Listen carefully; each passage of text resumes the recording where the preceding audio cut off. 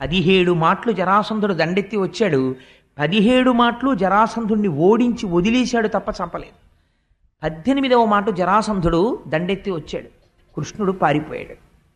యుద్ధంలో జరాసంధుడిని నిర్జించలేదు, పారిపోయాడు. చాలా ఆశ్చర్యంగా ఉంటాయి కృష్ణలీలలు. ఇంతమంది రాక్షసుల్ని మట్టు పెట్టినవాడు జరాసంధుడిని మట్టు పెట్టలేడా? ఎందుకు పారిపోయాడు అసలు జరాసంధుడు కనపడినప్పుడు? ఇవి చాలా ఆశ్చర్యకరంగా ఉంటాయి ఈ లీలలు. ఈ లీలలు మాకు వినిపించవలసింది ఎన్ని కోట్ల జన్మముల నుండో భగవంతుని యొక్క కథని విస్మృతి పొందడం చేత మేము మళ్ళీ మళ్ళీ మళ్ళీ మళ్ళీ అనేక యోనుల యందు తిరుగుతున్నాం. కానీ ఇన్నాళ్ళకి మాకు భాగవత కథాశ్రవణం చేసేటటువంటి అదృష్టం పట్టింది. చేత మహానుభావ సుత మహర్షి ఆ భగవత్ కథలను కలిగినటువంటి అమృత స్వరూపము కనుక దానికి భాగవతం అని పేరు.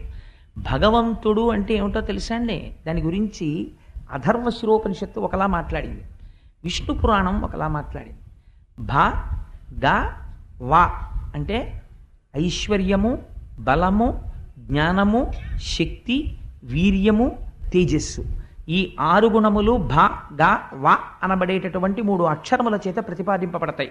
ఈ 6 కళ్యాణ గుణములు పరిపూర్ణముగా కలిగిన వాడెవడో, న అన్న అక్షరము చేత హేయమైన గుణములు లేనివాడెవరో, ఎవడు దయాస్వరూపుడో అటువంటి వాడి గురించి ప్రతిపాదింపబడితే, అటువంటి వాడిని గురించి చెప్తే అది భగవత్ శబ్దము.